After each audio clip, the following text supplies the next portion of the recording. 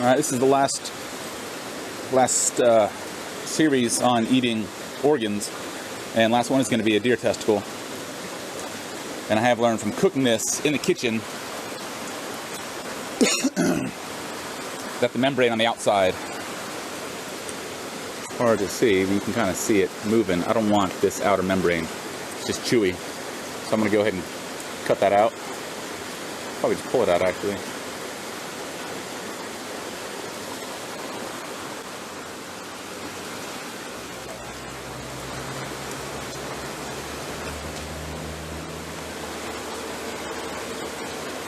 There we go. So I don't want any of this.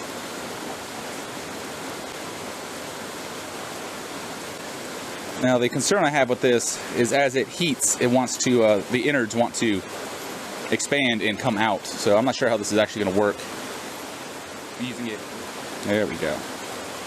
So what you normally would do if you're cooking this at home, you would just fry this in butter as is, and being very, very careful not to ever, even honestly when it's hot, you even just touch it with a sharp knife, it'll cut open because of all the pressure built up. So we're going to see what happens. Wow. Jeez, that's tough. Okay.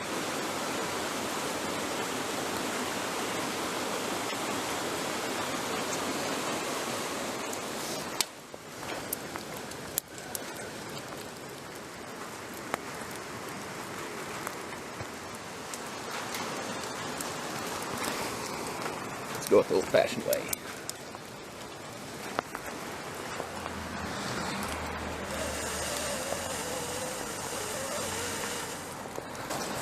This little tip and trick, I can get, 3 or 4 seconds of air like so. Pretty much all I had.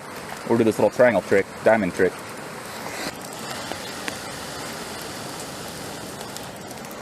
I get an extra 2 seconds out of that per breath. I don't feel nearly as lightheaded after each breath.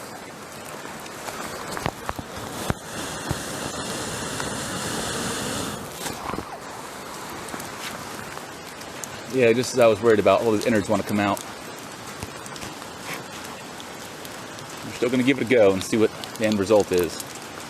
This may be a cook on a rock only. Actually, that's what I'm going to do. Yeah, it's about to fall apart. And I'm just going to put a rock on the fire until it's super hot. And then cook over the fire so we don't lose what's wanting to come out right now. Alright, so that rock was taking longer to heat than I wanted it to. See the rock right there? So what I did, I just built a few little fires around it to speed up the process, and then I realized I can just use the heat from around the little fires around the stone to surround the testicle and just use that. So that's what I'm going to do. I think that's one of my favorite things about doing stuff like this is you go out with the intent of doing one thing and you end up doing something else, aka you learn something.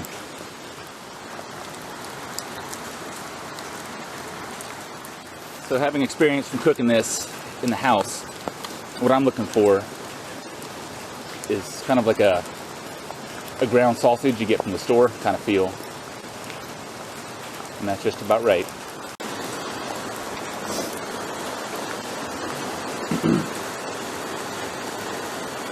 So here we go. Gonna sample this cooked over a fire, no seasoning, no butter. I want you to see how delicate it is. It just falls apart. So this is deer testicle.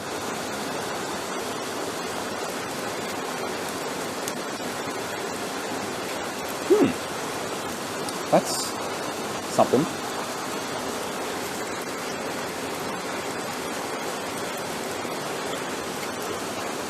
Almost has like actually a little buttery taste.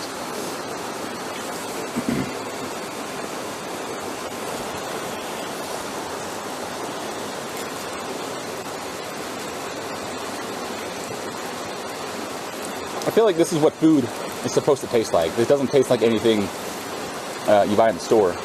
And if you've ever tried someone's, maybe had apples from a neighbor's apple tree, or pretty much anything that is actually homegrown, for me, whenever I take that bite, there's a clear difference on how that tastes versus how store-bought tastes. This is kind of the same thing.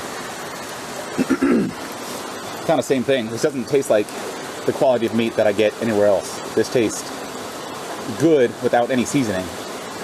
I'm not saying it tastes good for testicles or good for wild or good for unseasoned. It just simply tastes good.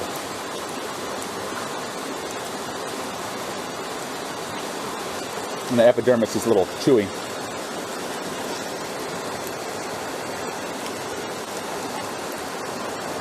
I hope the microphone is picking up all the sounds so you have a better idea of what it sounds like for when you try this.